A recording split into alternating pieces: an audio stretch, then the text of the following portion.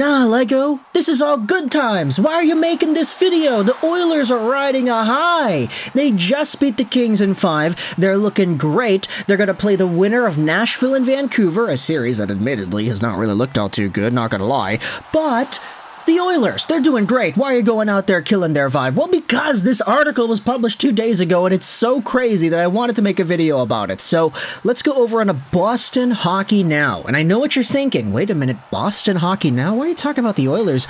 Article on Boston Hockey Now? Yeah, Boston Hockey Now. Take a look at this piece published by Jimmy Murphy 2 days ago on May 1st. No, not April 1st. It's not April Fool's. This was on May 1st. Report: Leon Draisaitl is interested in playing for the Bruins. It doesn't get as blunt as that.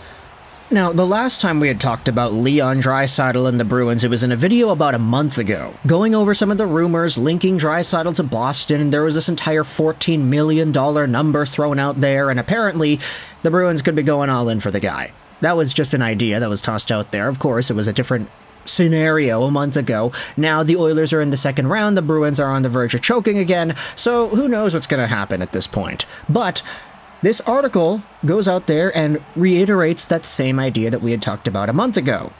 Speaking recently on BPM Sports Talk Radio 91.9 FM in Montreal, former NHL enforcer George Laraque reported that Leon Draisaitl is interested in playing for the Boston Bruins if he does not sign an extension with the Oilers.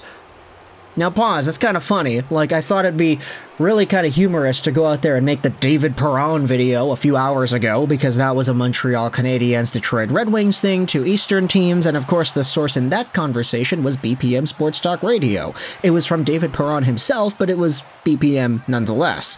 This time around, it's an Eastern team and a Western team, also on BPM, and another conversation being brought up about a player apparently wanting a team. Kind of funny how the two ideas for videos present themselves back to back, but you know what? You take what you get, right? You just gotta make lemonade with whatever life throws at you. But going out there and looking at the quote, this is what George Laraque said on BPM Sports Talk Radio. Someone well-placed within the Oilers organization said that if the Oilers don't go deep in the playoffs, he doesn't see Leon re-signing at the end of his deal, and that he would prefer to be a first-line center in Boston, the former Oilers enforcer said. Okay, now let's just take that as you will, because that is the comment here that everybody is going to focus on. Leon Draisaitl. If the Oilers don't go far, then the idea is he'll yeet off over to Boston. I'm shipping off to Boston. Whoa. This could be interesting because the desire to be a first-line center certainly is acknowledgeable. Like, we recognize that Leon Draisaitl kind of has shades of that Evgeny Malkin syndrome, where he's always playing in the shadow of one of, if not the absolute best player of his generation. It's funny because there are similar symptoms here. I mean, Crosby and McDavid both won multiple Art Ross trophies and Hearts and everything. They're really good players, but in the years where they are injured, once in a while, you'll have the second-line center, aka a Draisaitl or a Malkin, step up to the plate big time and win themselves the award instead. And it's no secret that Leon Draisaitl is, at his best, one of the probably best 5, 6, 7-ish players in the NHL. He could be a first-line center on any team if he wanted to, just without Connor McDavid there. There are a number of centers that you could say are above Draisaitl, quote-unquote, but on any given day, Draisaitl could be right there number 2, maybe even number 1. So heading over to a team like Boston, where he would obviously be losing out on some of the fantastic teammates that he has gotten, but he would be gaining another goal-scoring phenom on his right wing in David Pastrnak. One of the only guys that you could say really rivals Zach Hyman's goal-scoring ability, although they do score goals in different ways. And hey, guess what? If the Boston Bruins end up losing, if they end up choking away a 3-1 series lead again, if they end up breaking the cycle and losing to Toronto this time, then who knows? There might be some desperation here. You could always make your memes about, oh yeah, Charlie Coyle, Pavel Zacha, 1-2 center, these guys good enough, yada yada yada. For as good as they were on a team that was as good as it was and performing as good as it was this season, or performing as well as it did this season, Leon Draisaitl would be a significant upgrade. And if there is $14 million of cap space to spend there for the Boston Bruins, it's a lot easier to see why this would happen rather than why it wouldn't. Of course, though, if the Bruins end up going far and they end up making the third round and losing in 7 or whatever, then who knows if they're still going to be interested in that type of deal. But it wouldn't hurt. Would not hurt at all to get yourselves a top-line center, a bona fide, legitimate, franchise-altering center like Leon Draisaitl. I think that's fair to say, right? Franchise? He's that caliber of a talent, I think. Then if you go over to the Edmonton side, I mean, this was always going to be an option when you talk about Leon and his potential contract situation. Because he's worth so much, it was always going to be a challenge for the Oilers to keep that around. He is only making $8.5 million this season, so he is so cheap, such a bargain for the dollar amount that he is at. The biggest thing with Edmonton was that they needed to win and contend and actually do some significant damage in the playoffs with these guys on their current deals. McDavid at 12.5, Leon at 8.5. You build the rest of the team around that because you're not like Toronto. You're not forcing everybody's salary down because you're giving it all to the top 3 guys.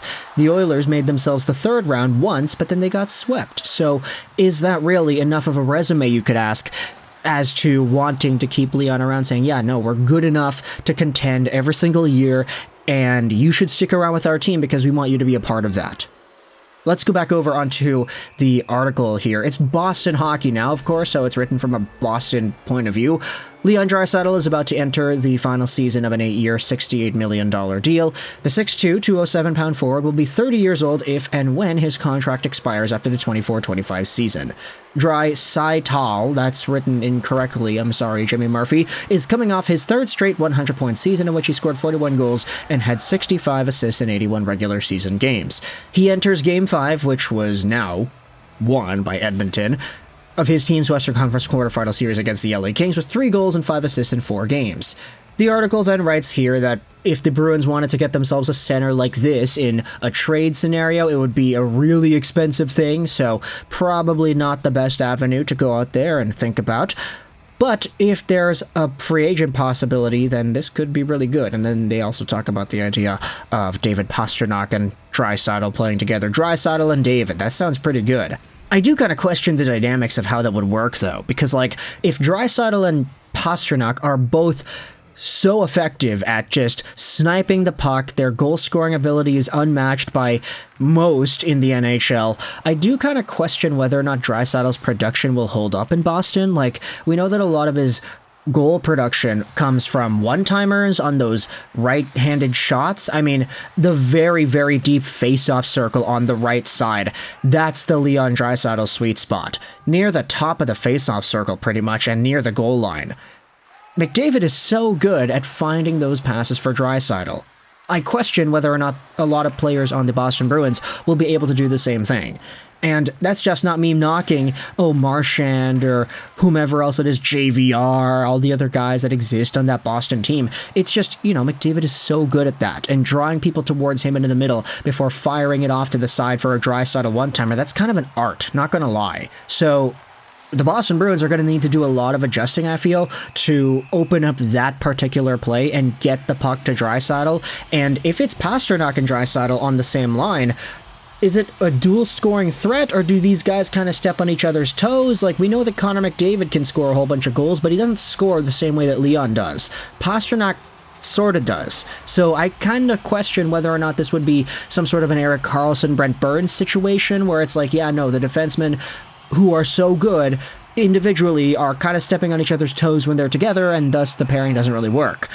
Would there be some sort of a similar thing with Pasta and Draisaitl? I don't know. You can let me know your thoughts in the comment section below, but I guess we'll find out next year, right? Because Leon Draisaitl, when he becomes a free agent, then he signs with Boston, yeah, that's going to be a really big deal, isn't it? So if you're a Bruins fan, if you're an Oilers fan, let me know your thoughts in the comment section below about this comment made by George Larocque on the radio as to whether or not Leon Draisaitl would actually be interested in going to Boston. He himself apparently wants this to happen. So let me know your thoughts in the comment section below. I hope you enjoyed this video. Trash Rolls 99, and bye.